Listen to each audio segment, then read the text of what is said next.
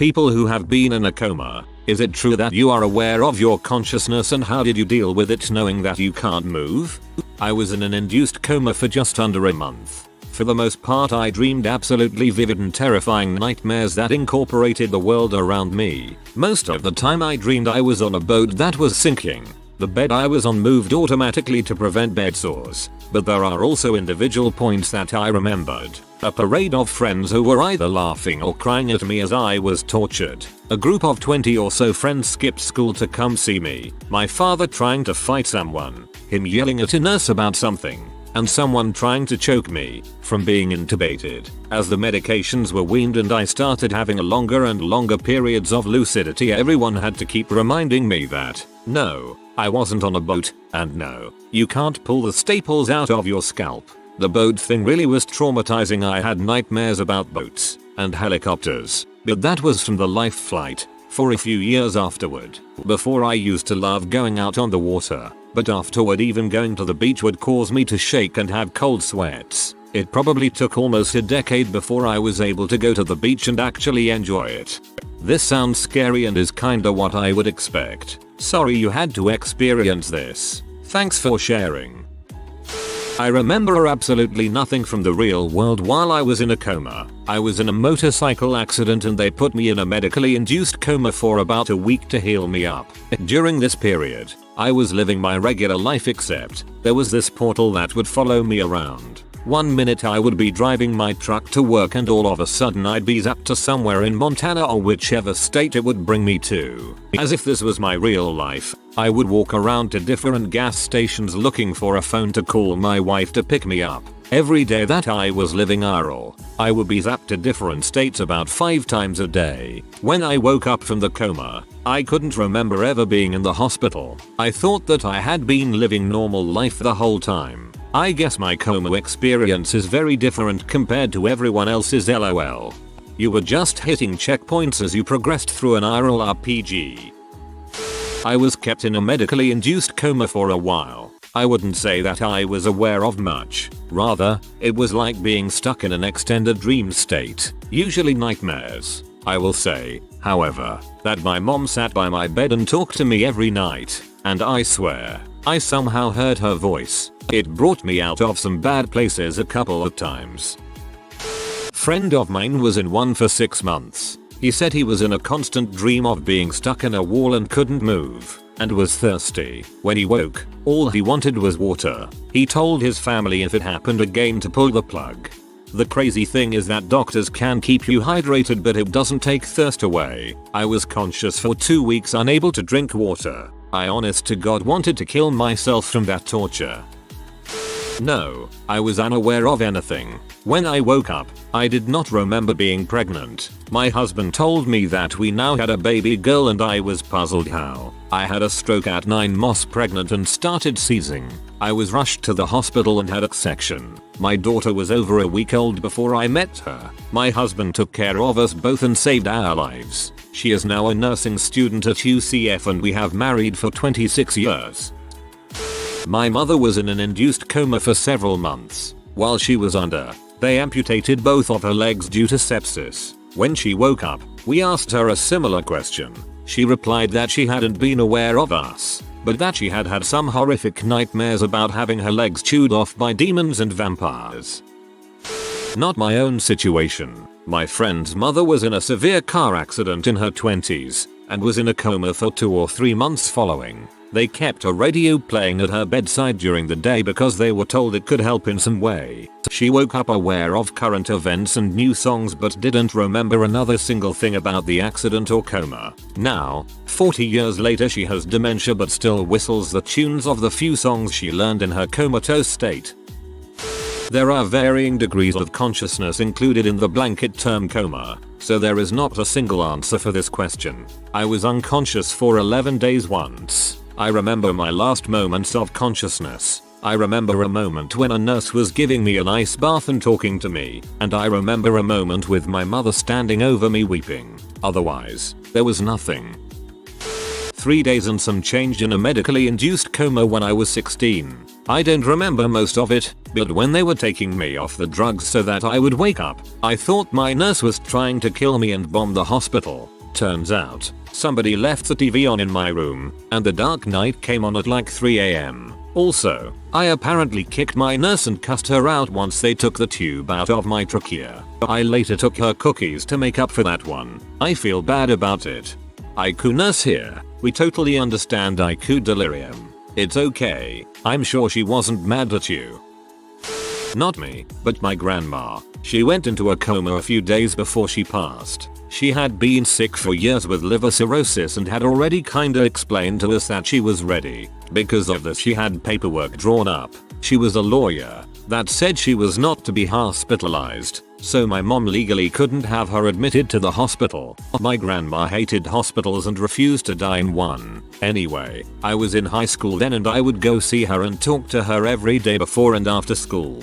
One day, my grandpa was sitting by her feet and me and my mom were talking to her. My mom told her, "Hey mom, dad is sitting at your feet. I know you've always wanted to kick him in the butt. Well, now is your chance." And she kicked him several times. It was actually a beautiful moment. We all laughed and cried and it really gave us peace of mind knowing she could hear what we were saying before she died. That is a super sweet moment.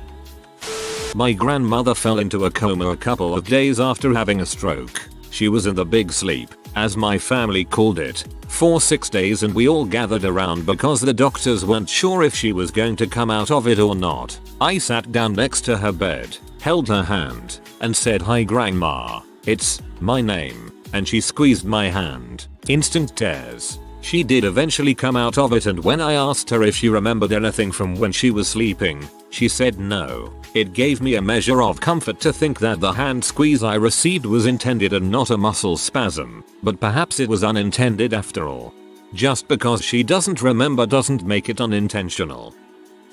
Not me, but my 13-year-old student who was hit in the head by the side mirror of a passing car and in a coma in IQ for several weeks. His parents were lovely people though not well educated and at loose ends about their son's condition. I would visit him most days after school and bring his 16-year-old sister to visit when she wanted. The first few days I would tell him he was in excellent care and his body was resting up after an accident that bumped his head. Later days I would reassure him that he would be okay and tell him a little bit about his friends and how they all sent their best to him. Some days I would tell him about the book we had been reading in class. Later when he woke, he told me he could hear me telling him he was safe and would be alright. He remembered me telling him his body was resting so he could get better. I was pretty surprised he had those memories. One never knows how deep the coma might be, and relieved that he was not afraid while under.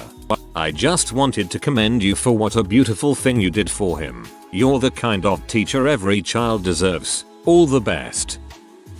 I don't know if this counts as a coma, but I was fully awake for an operation once. I remember the doctor giving me the propofol and then me telling him it didn't work, but no one was responding to me and I realized I was paralyzed and no words were coming out. I was going through a course of electroshock therapy. For those who don't know, they basically give you seizures to treat depression. Anyway, it was a very scary experience and the next thing I knew it felt like a jackhammer hit me in the head. That is what getting electricity pumped into your brain feels like, I guess. When I woke up I told them and they didn't believe till I explained the whole thing. And then the anesthesiologist was very apologetic and promised to get it right the next time. For the operation they give you anesthesia as well as other muscle relaxer drugs in order for the body not to move. So I was not only aware I was unable to move a muscle and on oxygen the whole time. Dang, that's terrifying. Was out for 3 days. I remember my mom crying over my right side, and another with her just waiting in the same spot, and my dad on my left talking to a doctor about the chances of me waking up. I was 15 and it was drug induced. My best friend was put in a coma from a football injury. He basically told me all that he saw while in a coma was nothing but darkness. He woke up after 3 weeks and basically had to learn how to walk, talk, and wipe his own butt again. It's basically like your brain getting rebooted and everything you ever learned gets forgotten. I met him after the coma, so I'm not sure what he was like before, but I do know he's done some stupid crap as an adult due to the head injury and brain damage. What kind of stupid crap? I was in a coma for nearly a month. I had contracted encephalitis and they didn't think I would live. I wasn't aware I was in a coma, but I do have memories of things that happened. For example, I know a particular relative visited and recall some things that were said in the room where I was. I was aware of people around me, but didn't understand where I was or anything. The oddest part was that I only learned later was that I wasn't just laid there and that I would move around a lot, and on one occasion even got out of bed and wandered down the corridor dragging wires and tubes, including catheters behind me. When I awoke, I have the memories described above but pretty much no memory of anything else of while being ill and for a lot of months before. I was in a coma for 3 days because of a really bad asthma attack. I remember being in the ambulance and feeling really calm. The paramedics were talking to me but I wasn't listening. I remember after that lying on a bed just screaming. I think they were trying to hold me down and keep me still, but at the same time they were telling me not to go to sleep. And then I remember waking up and having a tube down my throat choking me. I had to write down water on a whiteboard and they put a wet sponge in my mouth, and I remember them taking out the tube and feeling like my throat was way too big for some reason. Then a nurse told me I was in a medically induced coma for 3 days. It was weird, but I didn't even realize I was in a coma until way after. I was in a coma for 5 days and all I can say was there was nothingness. I don't remember hearing anything or any spiritual encounters, just nothingness. Then coming to while the nurse was cleaning me and ripping out the ventilator and scaring the living daylights out of the nurse because they quite frankly weren't expecting me to regain consciousness but could not find any family members to stop. Life support. I was in and out of awareness. When aware, I half screamed, half cried. No one noticed. It's a stressor that is steadily going away. Almost 2 years. Hey, I can answer this one. Cool. So I was under for 5 days or so thanks to diabetic ketoacidosis, which, side note, going into a coma is about the shittiest way possible to get diagnosed with diabetes. Thing is, I don't actually remember much of anything, and for the most part I'm just going off what my parents say. I had a tube down my throat at one point, and apparently my vitals were so bad that one doctor asked my mom if there was any chance I had been drinking antifreeze. Save for one incident, I wouldn't think I had any cognizance at all. Fair warning, it's a gross story. There's poop involved. So, it's the middle of the night. None of the doctors are sure how long I'll be out, and I'm still fairly responsive. I guess the tube was out of my throat by this point. They'd move me from the bed to a chair every few hours too. I dunno. Keep me from atrophying or something. I was vaguely aware of being in the chair when one of the third shift nurses came in. Let's call her Nurse B, because I can't for the life of me remember her real name. Nurse B hoists me up out of the chair. Not gently, of course, but to be fair I'm almost dead weight at this point. Problem is, something's caught. That something is very much connected to what I later realized was my ostomy bag. I think that's what it's called. Anyway, I don't want to look it up. It's a catheter for your butthole. Whatever line got caught on the chair is pulling that bag out of my butt, and Nurse B is not noticing it at all. She says something at me that's indistinct and very rude sounding, clearly not caring that there's a reason I'm not moving. But catheters are very unpleasant when pulled out abruptly, to put it mildly. I realize that if I want her to help, I've got to speak up for myself. I open my mouth and manage a very eloquent "Gazoon," which for some reason Nurse B does not understand. Frick. She gives one more yank on my arms, and I just howl as it comes out. Last thing I remember before everything fades back into the general haze of unconsciousness is looking down at the tiled floor as she be about how I crap all over her shoes. TLDR. Karma is real. I don't know why in God's name you would put an unresponsive patient in a chair. That sounds super dangerous. I think I'd get laughed out of the hospital if I floated that idea where I work.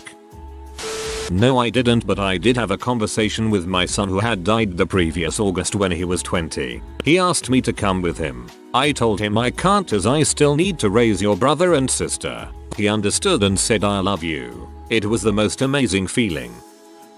I don't remember much of my first coma. The second one, I had gone to due to back pain. I woke up 3 weeks later. Just remember very vivid dreams. No link to reality. My dad was in a coma for about a month from encephalitis. He has vivid memories, he won't call them dreams, of nurses trying to suffocate him by taking him into rooms with little oxygen and my mother telling him he's fine and he'll be fine while he struggled to tell her he couldn't breathe. During his month of unconsciousness he was on a ventilator which they would lower every day for a few hours to strengthen his lungs so he could breathe on his own.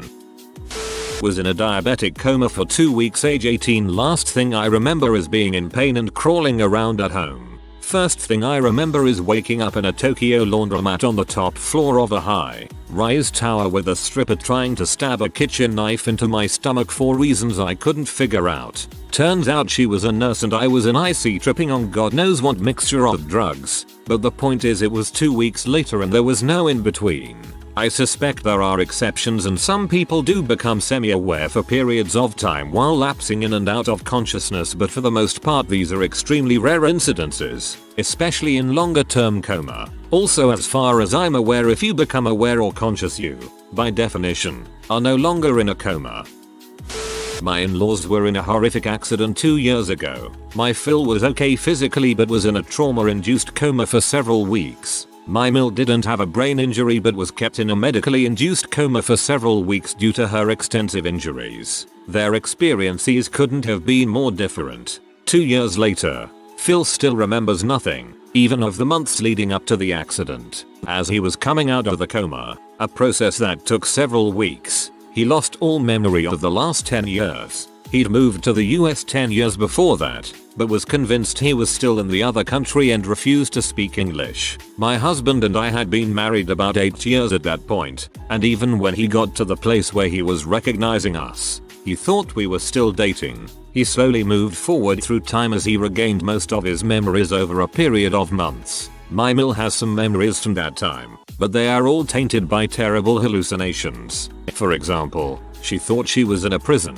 locked in a dark cell. She couldn't open her eyes, chained up, she couldn't move. The guards, nurses, would beat her, the pain from her injuries, and suffocate her. Her lungs were crushed and the intubation tubes would get clogged and she got pneumonia, and stab her. Incisions from surgery. We would come to rescue her. Visitation hours, but always got caught and drug away before we could save her. End of visiting hours. Sometimes we could see tears running out of her eyes, even though she couldn't move, see, or speak. It was pretty terrible to see.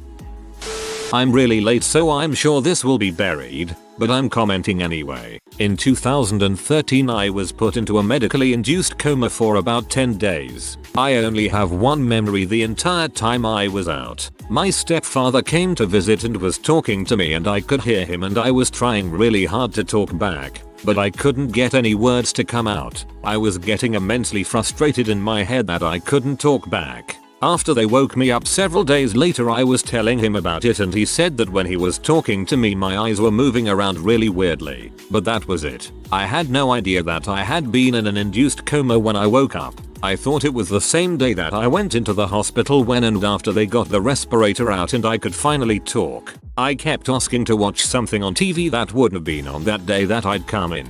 The nurse had to explain to me that I had been out for 10 days. It felt like I just lost that entire time that I was out. It definitely didn't feel like I'd been asleep for any longer than just for the surgery.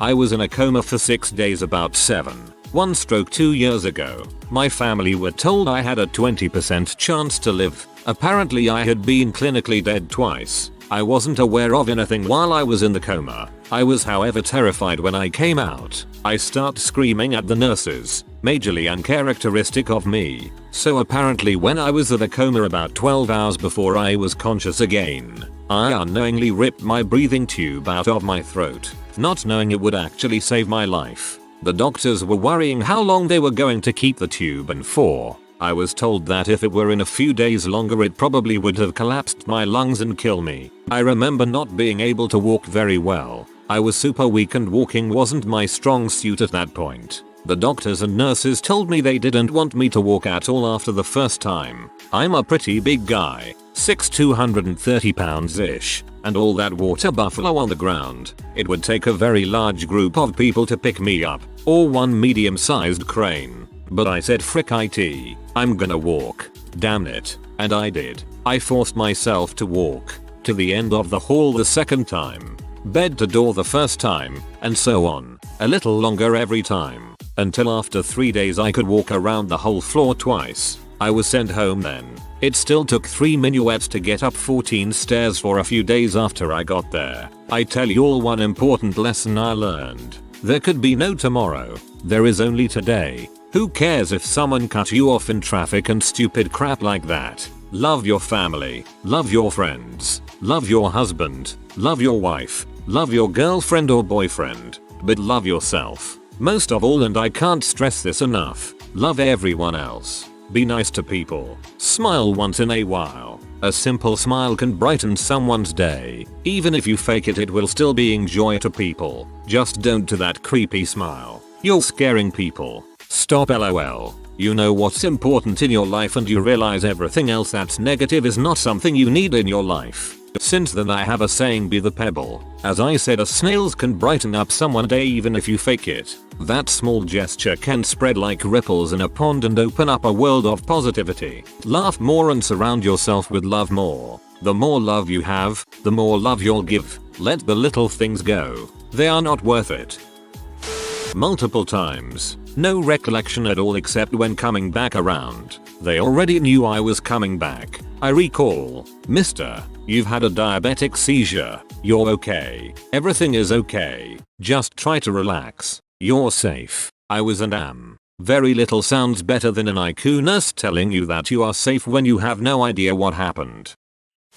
I overdosed on Xanax in 2008 and was placed in a medically induced coma for 3 days. I had taken the pills and tried to walk to my mom's house, but I ended up walking in the middle of the street. Someone who worked at a gas station saw me and called an ambulance. When they found me, I was passed out in a field and no reaction to pain stimuli. That's really bad. I have less than no recollection of anything before waking up. When they were pulling my breathing tube out, they had me tied to the bed. So I woke up very confused and terrified. I had no idea where I was or what was happening. I tried to speak, but couldn't. So I made the universal signal for give me a pen, and a nurse handed me a pen and held a pad of paper for me. I thought I was writing down what's happening to me, but when I found the paper the next day, all I had done was scribbled in circles. Right after they pulled my breathing tube out, I said I have to pee. The nurse told me that I had a catheter and that I could just pee, but it didn't register in my head.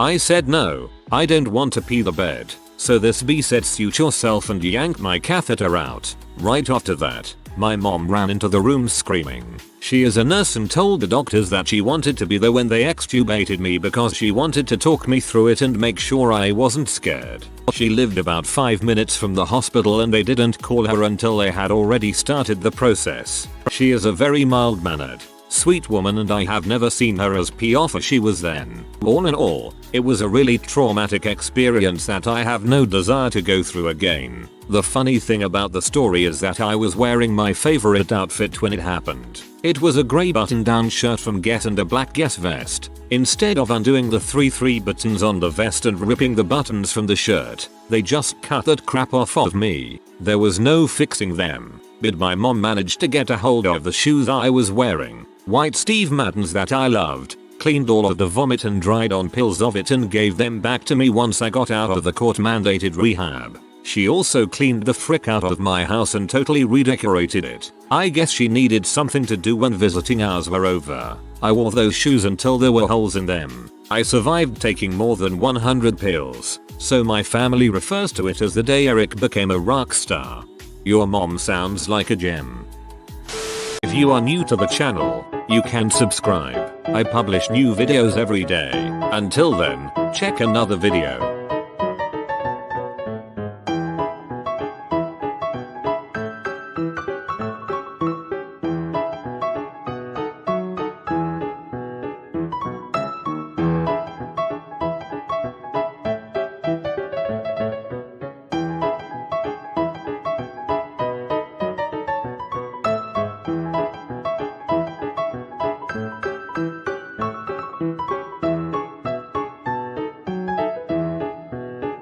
Bye for now.